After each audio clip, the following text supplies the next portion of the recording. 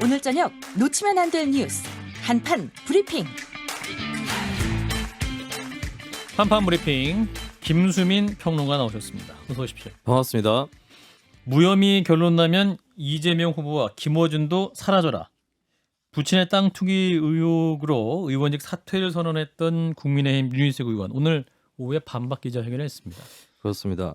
도를 넘은 모욕적인 발언을 뿜어내는 여당 정치인들을 더 이상 방치해서는 안 된다고 생각했다라고 기자회견에 이유를 밝혔는데요. 그러면서도 저는 언론의 합리적 문제 제기 자체는 당연하다고 생각한다라고 좀 분리하는 대응을 보였습니다. 초반에 부친의 자필 편지를 공개를 했거든요. 그러니까 부친의 메시지를 전한 것이죠.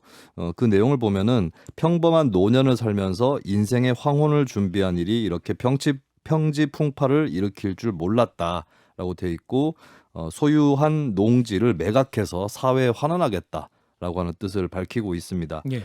그리고 윤 의원의 주된 반박 내용은 예비 타당성 조사를 KDI에서 하면서 그 과정에서 정보를 이용한 것이 아니냐 이런 의혹에 대한 반박이었는데요. 크게 두 가지로 나뉠 수 있겠습니다. 첫 번째는 세종 스마트 국가산단이라고 하는 것이 조성되었는데 이 조성되는 데는 통상 3 내지 5년이 걸리는 것이고 신도시 조성과는 달리 주민들에게 계획이 먼저 공유가 되는 경향이 있다라고 하는 것이었습니다. 그리고 두 번째는 공시지가가 상승을 했던 것은 세종시 전반에 걸쳐서 일어난 일이었다. 그리고 산단이 입주하는 것은 공시지가 상승이 그렇게 긍정적 요소가 아니었다라고 반박을 했습니다. 그러면서 자신을 비판했던 김두관, 김성환, 우원식, 양이원영, 한준호 이런 민주당 의원들의 이름을 일일이 거명하면서 어처구니 없는 의혹은 원래 해명이 불가능하다라고 역공을 했고요.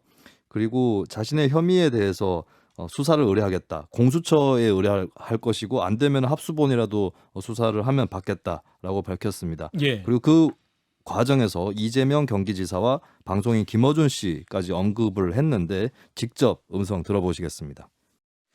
철저한 조사 끝에 어떤 혐의도 발견하지 못하면 낄낄거리며 거짓 음해를 작당한 여당 의원들 모두 의원직 사퇴하십시오. 이 꼭대기가 누굽니까? 캠프 우두머리 이재명 후보입니다. 제가 무혐의로 판결나면 이재명 후보 당신도 사퇴하고 정치를 떠나십시오. 그리고 마지막 방송인 김어준 씨, 당신은 무슨 근거로 무려 6배가 올랐다면서 30억 시세 차익이란 말을 유포시키고 여론을 조작하고 있습니까? 페로가모에 이어서 이번엔 30억입니까? 김어준 씨, 당신도 이재명 후보와 손잡고 공적인 영역에서 사라지십시오. 예. 자, 윤희숙 의원의 오늘 기자회견 목소리까지 들으셨습니다. 자, 어떻게 보셨는지 친작가부터? 예, 사실은 아버지 문제잖아요. 아버지 문제고, 그 다음에 아버지가 우리가 짐작할 수 있을 때 농사 지으려고 그 땅을 산 것 같지는 않고, 아무래도 이제 땅값이 오를 걸 기대하고 산 건 사실인 것 같아요. 다만 그 과정 속에서 KID 계획을 빼냈거나, KDI라든지 여기서 계획을 빼냈거나 이런 것은 사실 근거가 없거든요. 그래서 그 부분을 해명한 것 같고요.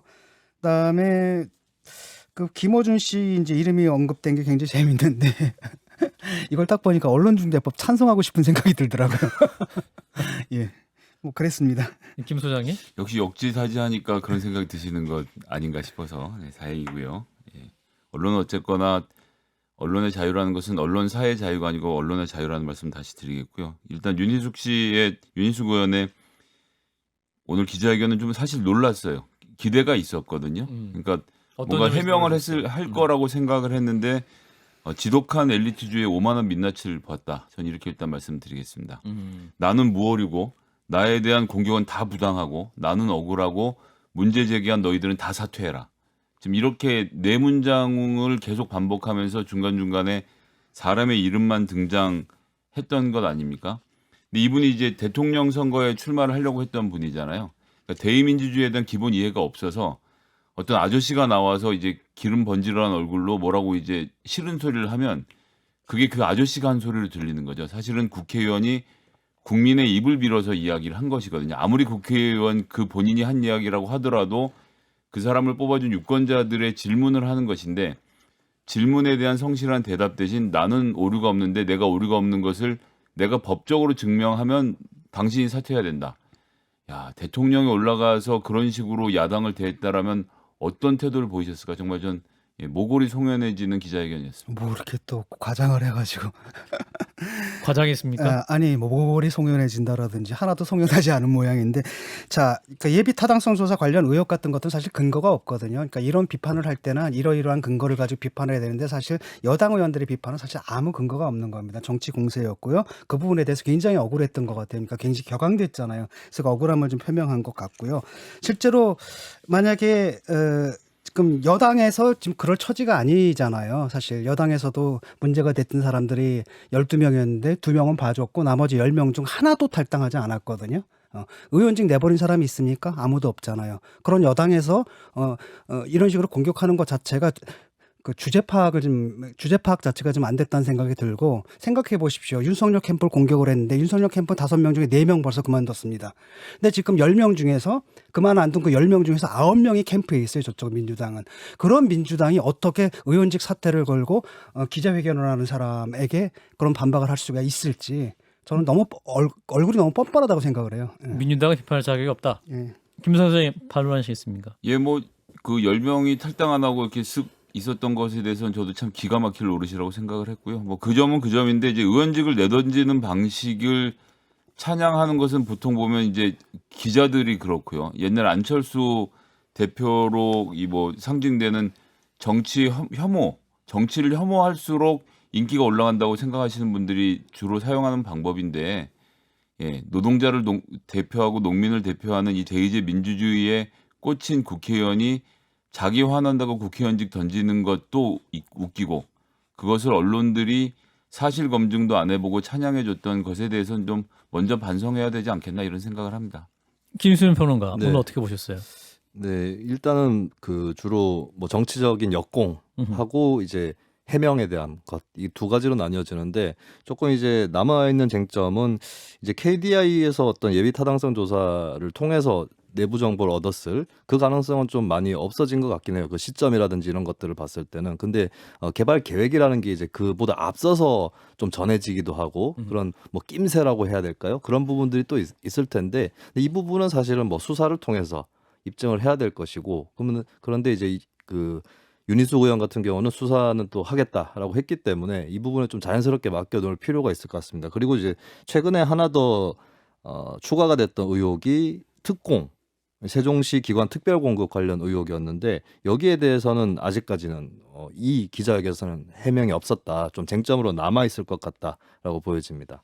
가족 간에 그러니까 이제 정보를 공유하는 것 자체가 어떤 공식적인 절차를 통해서 이루어지는 게 아니잖아요. 그러니까 이게 뭐 법적인 문제는 없고 법적인 문제가 된다면 뭐 농지법 위반 그 정도가 문제가 될 거고 네. 아마 아버지가 그 부분에 대해서 책임을 져야 될 것 같고요. 뭐 특공 같은 거는 당시에는 뭐 공무원들 빨리 세종시 내려가라고 아파트 사라고 하던 거고 그 아파트를 판 것이기 때문에 거기서 당연히 시세 차익이 생기는 건 당연한 거지 그게 투기랑 연결될 수 있는 사안은 좀 아닌 것 같고 결국은 사실은 모든 것들을 다 사실은 의혹이라는 게 이제 실체가 없는 거거든요. 그거밖에. 그래서 그걸 뭐 수사에 맡기고 거기서 만약에 무혐의가 나온다라고 한다면 근거 없이 비판을 했던 그 여당 의원들이 뭐 사과 다른 건 몰라도 적어도 사과의 말 정도는 해야 되지 않을까 싶어요. 근데 이제 나는 무오류라고 얘기하면서 전 오늘 또 놀랐던 대목 중에 하나가 아파트 CCTV 4년치를 다 들여다봐라 뭐 이제 이런 말씀을 중간에 하시는 대목이 있었어요. 본인 세종시에 사는 아파트에 부친이 오지 않았다는 것을 입증하는 방법으로 지난 5년치 CCTV를 다 와서 뒤져보라라고 말하는데 CCTV는 개인정보법상 보관 연한이 한 달밖에 안 되거든요. 예, 지금 이 여당에서 민주당에서 하고 있는 의혹 제기는 지금 이분이 세종시에 내려가서 땅을 산 행위 자체를 5년 동안 땅을 갖고 있는 것 자체를 자식인 두 분이 다 몰랐다라는 이야기를 너무 태연하게 하고 있으니까 거기부터 사람들이 의심을 할 수밖에 없는 상황이라는 점을 고려해야 된다라고 그러니까 무오류라고 그런 부분에 대해서 말씀하셨는데 예, 성실하게 해명하면 되죠. 아니 옆에 아니 잠깐만요. 또 말씀도 네. 하시고. 네, 네. 김 소장님. 예, 뭐 그렇게 생각합니다. 아니 간 적이 저 없다 진작 그래서 아니야. 간 적이 없는데 그렇다면 간 적이 있다고 주장하는 사람들 간 적이 있다는 증거를 내셔야 될 거 아니에요. 그거는 그게 왜냐하면은 노컷뉴스에서 잘 얘기했지만 논리학에서 예. 논리학에서 기본적으로 주장을 하는 사람이 입증의 책임을 지는 거거든요. 그래서 이쪽에서 간 적 있냐, 있냐. 그래서 없다라고 했으면 그 말을 반박하는 근거를 내놔야 되는데. 자, 그렇죠. 그러니까 그 반박하는 근거를 내놨죠. 노컷뉴스의 취재 결과 해당 그 농재 경작인인 김 씨가 와서 논을 보고 나서 세종시에 있는 공무원 딸을 보러 간다고 했다. 그러니까 그 말, 그러니까 아니 근데 이 말을 그러면 이 김 씨가 지어냈다라는 것이 아니라면 이런 정도 이야기가 나왔으면 세종시에 논 보러 온 다음에 딸 보러 갔으면 얘기를 들었겠네라는 정도 질문을 할 수 있는 거 아닙니까? 쉽게 말하면 근데 그 말을 듣고 지금 질문을 한 거잖아요. 근데 저쪽에서는 그런 적이 없다라고 얘기를 하면은 그 말을 반박할 걸 내놔야지. 그리고 무오류라고 한 게 아닙니다. 이게 그런 적이 없다라고 기자회견을 한 다음에 정치인들이 얘기한 적은 없죠. 윤희숙 의원 같은 경우에 이제 뭐라고 얘기를 했냐면은 우리 아버지 땅이 그렇게 부동산 투기로 보일 소지가 있다는 건 인정한다. 그 얘기를 분명히 했거든요. 그래서 자기가 책임질 부분에 대해서 분명한 책임 소재를 밝혔고, 그다음에 앞으로 처리할 것도 아직 모든 것 자료를 다 공개하고 금융 내역까지 다 공개하면서 수사에 맞게 이런 태도를 깔끔하게 보인 것은 저는 평가를 합니다. 예. 그리고 여당 의원들도 좀 배웠으면 좋겠어요. 단 한 사람이라도 이렇게 좀 해봤으면 좋겠어요. 그 다음에 비난을 하세요. 수사에 잘 협조하고 있는데 그 이상 뭘 어떻게 합니까? 예, 이제 만약에 이제 무혐의로 결론이 나면 뭐 다 봐라 이렇게 말하는 거 말고 그냥 아니, 가서 조용히 수사를 잘 받으면 되죠. 하다못해 뭐 자기들이 받았던 권익위 통보문이라든지 이런 것도 홈페이지에 올려놓든지 국민들이 보고 판단할 수 예, 있게끔. 그럼 어제도 말씀드렸지만 민주당 의원들에게 주어진 혐의 전체가 다 공개가 되어 있는 상태입니다. 혐의만 공개됐지 그 보고문은 공개가 안 됐잖아요. 예. 예, 여기서 이제 이재명 후보 이름도 나왔고 민주당 의원들 이름 나왔고 김어준 씨 이름도 거명이 됐는데 나중에 무혐의로 나오게 되면 이분들 입장을 따로 밝혀야 되겠죠? 어떻게 이게 이제 보십니까? 무혐의가 나오게 되면 언론중재법상 언론중재법이 통과가 되면은 이제 김어준 씨는 징벌적인 배상을 해야 되는 상황이겠죠. 예. 아니 그렇지 않습니다. 근거를 가지고 취재를 해서 말하면 아무런 처벌을 받지 그러니까 않습니다. 말한다는 것을 처벌하는 거라고 생각하시면 아니, 안 돼요. 예. 땅값이 2배 올랐다. 그 언론에서도 2배 올랐다 그러는데 어떤 알 수 없는 근거를 가지고 6배가 올랐고 30억 차익을 얻었다. 이건 사실 허위 사실이잖아요.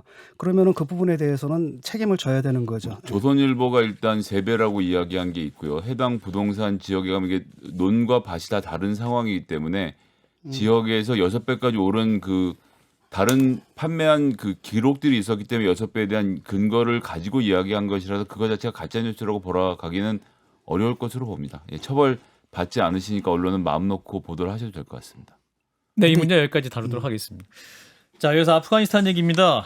우리 아프가니스탄 조력자들이 26명이 며칠 전 이용했던 카불 공항 입구에서 테러가 발생했어요. 네, 두 번의 폭발이 있었는데 첫 번째는 카불 공항 외곽에 있는 에비게이트였고요. 두 번째는 미국인들이 대피를 위해서 집결을 하는 공항 인근의 바론 호텔이었습니다. 예. 이번 테러로 미군 12명이 사망하고 15명이 부상했다고 하는데 탈레반 쪽에서는 이 테러가 일어나는 원인을 외국 군대가 제공했다. 미군에 대해서 책임을 물으면서 우리가 미군보다 희생이 더 많다라는 그런 입장을 밝혔습니다. 이 테러의 주체는 뭐 계속해서 예고되었던 그대로입니다. 이슬람 국가 IS의 아프간 지부인 IS 호라산, ISK 이렇게도 표기를 하는데요. 예. 이쪽에서 바로 본인들의 소행이다라는 것을 아마크 통신의 텔레그램 계정을 통해서 자신들이 했다라고 밝혔습니다. 그 이유는 이제 탈레반과 미군의 평화협정은 잘못됐다라고 하는 것이고요. 그래서 미군과 미군의 협력한 아프간인을 표적으로 했다라고 하는 것이 IS 입장입니다. 이에 대해서 조 바이든 미국 대통령은 대국민 연설을 열어서 공격을 감행한 사람들에게 추적을 해서 대가를 치르게 하겠다. 그리고 정밀 공습이라든지 필요시 추가 병력 투입 이런 것들도 시사를 했습니다. 예. 바이든 미국 대통령이 굉장히 떨면서 이제 강력하게 얘기를 많이 했는데 자세한 상황 전문가와 짚어보겠습니다. 분쟁 지역 전문 김영미 프로듀서를 연결합니다. 피디님 안녕하세요. 네, 안녕하세요. 예, 그 탈레반이 아프간을 장악한 다음에 IS의 테러가 있을 것이다 이런 예측이 있었는데 실제로 현실화가 됐습니다. 네, 그렇습니다. 아프가니스탄에서는 탈레반과 IS가 서로 적대적 관계입니다. 우리가 생각했을 때는 같은 이슬람 원리주의이기 때문에 둘이 같이 뭐 형제같이 지낼 거라고 생각하실지도 모르겠지만 사실은 탈레반과 IS와의 전투가 요 근래에 굉장히 많았었습니다. 아하. 그리고 지금 이 상황이 됐을 때 IS는 모든 존재감을 탈레반에게 뺏길 거라는 그런 우려를 분명히 했을 거고 그 IS가 지금까지 해왔던 존재감 부각은 대규모 테러를 통해서 아프간에서 자신들의 존재감을 전 세계에 보이고자 하는 테러 같습니다. 탈레반만 있는 게 아니다. IS도 있다. 이런 메시지가 될 수 있겠군요. 네, 지금 미국의 힘이 아프가니스탄에서 빠지게 되면 그 힘의 공백을 누군가가 메꿔줘야 되는 상황인데 그게 탈레반이 될 가능성이 많은 상황에서 IS는 자기네들의 정치적 입장과 또 앞으로 그 탈레반과 전쟁을 하더라도 자신들이 좀 우위에 서서 하고자 테러를 강행한 것 같습니다. 예, 그러니까 탈레반 쪽에서는 이제 미국과 서방국들 향해 정보를 제공했다. 테러 관련해서 우리 정부도 어느 정도 파악을 하고 있었던 것으로 지금 드러나고 있는데 적절한 보안 조처가 없었다. 서로 책임 공방을 하고 있거든요. 이 문제는 어떻게 접근해야 될까요? 탈레반 입장에서 지금 IS 편을 들게 되면 적의 적은 동지가 되는 상황인 거죠. 예. 그래서 미국과 같은 방향을 바라보게 되는 거예요.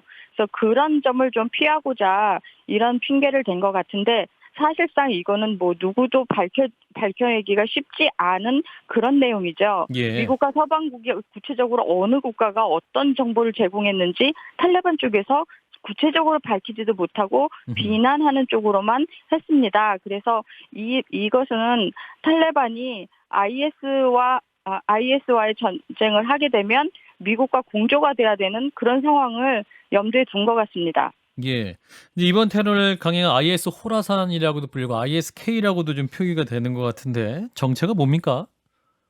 네, IS가 한창 그 시리아에서 맹위를 떨칠 때 아프간에서도 조금씩 IS에 동조하는 젊은 세력들이 생겨났습니다. 예. 쉽게 말해서 탈레반은 좀 오래된 이슬람 원리주의 조직이라고 하면 IS는 새로 태어난 새로운 그런 이슬람 무장 조직입니다. 그래서 아프가니스탄에서 뭔가 새로운 경향 그리고 젊은 사람들끼리 모여서 진짜 테러라는 것을 어떻게 할지에 대한 새로운 기술과 뭐 이런 것들을 그동안 자랑하면서 성장을 했습니다. 예. 그래서 젊은 사람들이 봤을 때는 탈레반보다는 IS가 좀 더 요새 유행에 맞지 않나라는 그런 생각들을 할 수 있었고 그리고 IS 자체가 탈레반을 좀 연장자처럼 전에 대했다가 서로 협상을 하다가 결렬이 된 그런 사건도 있었습니다. 예. 그 뒤로부터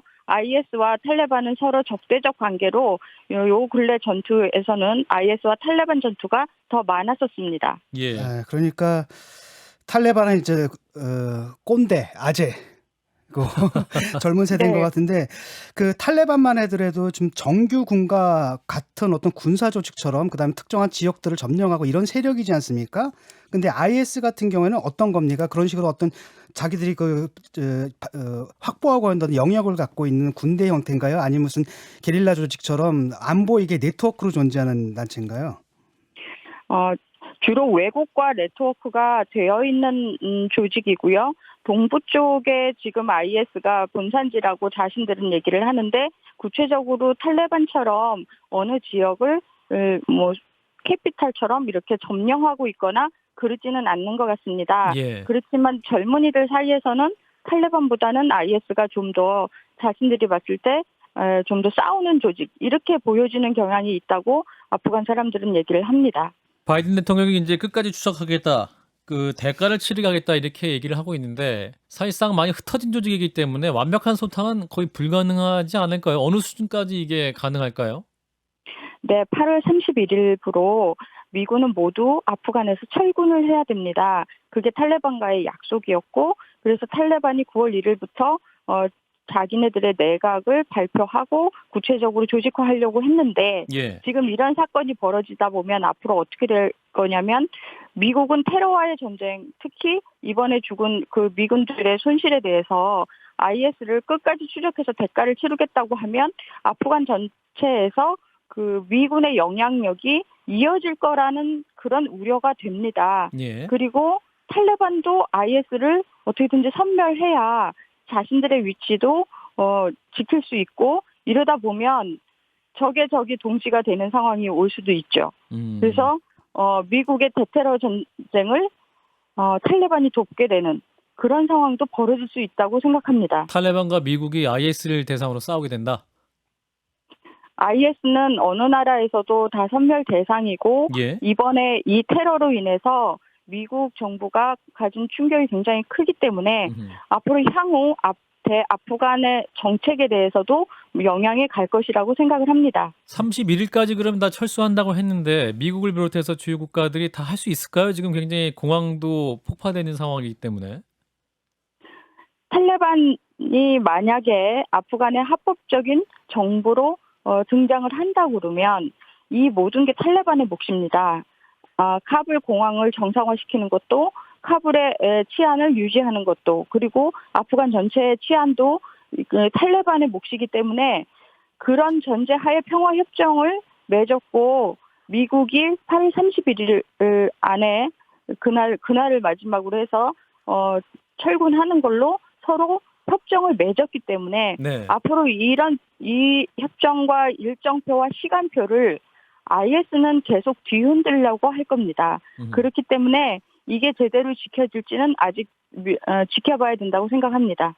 그 날짜 지나서도 남아있는 분은 어떻게 되는 거예요, 그러면? 탈레반도 지켜지지 못하는 겁니까? 탈레반이 만약에 합법적인 정부로 인정을 예. 받으려고 한다고 그러면 그들을 위해하거나 어떤 폭력을 쓰게 됐을 때는 전 국제적인 비난을 받을 거고 자신들이 지금 주장하는 합법적인 정부에 알겠습니다. 문제가 생길 거라고 분명히 생각을 합니다. 근데 지금 이제 우리 정부도 이제 그 미라클 작전을 해서 이제 대피 작전을 했는데 그 우리 정부랑 직접 계약이 안 돼서 이제 구출되지 않은 분들이 많이 남아 있다. 이제 현지를 경험한 선교사님들도 그런 주장을 하시고 그래서 이들까지도 구해야 한다 이런 목소리도 있거든요. 피디님 어떻게 들으셨어요? 네, 그런 부분이 참 애매한데요. 일단 지금 한국으로 오신 인력들은 그분들은 미군과 그때 한국군이 있을 때 신원조회를 마친 사람들입니다. 예. 그렇기 때문에 그 신원조회가 제대로 되지 않은 상황에서 한국으로 그분들을 모셔왔을 때 생기는 여러 가지 문제점 이런 것도 사실 문제가 될 거라고 생각을 합니다. 그래서 우리 정부가 지금 할 수 있는 최대한이 아마 이 정도이지 않을까라고 생각이 들고요. 향후에 아프간 정부, 즉 탈레반이 합법적인 정부가 된다고 한다고 그러면 그때 가서라도 그분들이 위해를 가하지 않도록 우리 정부가 외교적 조력을 할 수 있는지 앞으로 그 관계 설정에 달렸다고 생각을 합니다. 네, 향후 또 필요한 조치가 있으면 공식적으로 정부가 노력을 해야 된다. 이런 정도로 듣겠습니다. 말씀 여기까지 드릴게요. 고맙습니다. 네, 감사합니다. 예, 분쟁력 전문 김영미 프로듀서였습니다. 자, 어떻게 들으셨어요? 진 작가님부터. 오늘도 또 기사를 봤더니 거기 남은 쉽게 말하면 한국 직접 고용은 되어 있지만 한국에 협력했던 사람들 이런 사람들도 탈레반이 찾아다닌다 이러면서 이제 생명의 위협을 느끼고 있다라고 하는데 사실상 이들을 구출할 수 있는 시한이 오늘까지거든요. 사실상. 그러니까 우리가 데려올 길은 없는데 앞으로 이분들이 진짜 걱정이 됩니다. 김성희 소장. 이 나라나 저 나라나 비정규직은 서럽구나 생각에 진짜. 예. 그러니까 고용 형태에 따라서 고용 형태에 따라서 네네. 결국은 구조가 되고 안 되고가 정해진 것 아니겠습니까? 예. 비정규직의 인생이라는 것이 참 어디 가서도 외롭다는 생각이 들었고 또 저도 뉴스를 통해서 접해서 보니까 우리나라가 ODA로 11년 동안 6,400억 원가량을 투자했고 병원도 만들고 직업훈련을 만들었는데 탈레반이 일단 건물부터 폭발을 했다는 얘기를 들었는데 예. 그렇다라고 하면 거기에 협력했던 분들에 대해서 우호적으로 대할 거라는 생각은 전혀 들지가 않거든요. 근데 탈레반도 어쨌거나 국제사회의 일원으로 지금 남고 싶은 욕심이 있는 거 아닙니까? 예, 그렇기 때문에 앞으로도 이 아프가니스탄에 대한 외교적 끈을 놓지 않고 좀 저희가 압박을 더 가했으면 좋겠습니다. 김수현 평론가. 네. 이 결국에 미국의 현실주의 외교 노선의 일환이었다라고 보여지는데 예전에 베트남 철수하고 굉장히 다른 결과를 불러일으킬 수 있겠구나라는 생각이 들었습니다. 베트남 철수 같은 경우는 그래도 전 세계적으로 반전 여론이 있었고 미국이 결국에 거기에 부응한 셈이 되었는데 이번 같은 경우는 이제 미국만을 위한 선택. 이고 이제 아프간의 인권이 굉장히 후퇴하는 상황으로 가는 거기 때문에 한간에서는 글쎄 이 탈레반도 베트남처럼 나중에는 미국과 우호적인 그런 국가를 세울 수 있다. 뭐 이런 예측도 나오긴 하지만 당장의 이 인권 탄압에 대해서 어떻게 할 거냐 이 질문이 미국한테 다시 돌아가는 것 같습니다. 예, 일단 바이든도 이 책임론에서 좀 면하기 어려울 것 같습니다. 초반에 어떠한 이런 단기적인 계획을 못 세운 것에 대한 바이든 정부의 책임론도 좀 거세질 것 같아요. 아무래도 그렇죠. 왜냐하면 일단은 미군 병사 열 몇 명이 사망했잖아요. 13명. 그렇죠.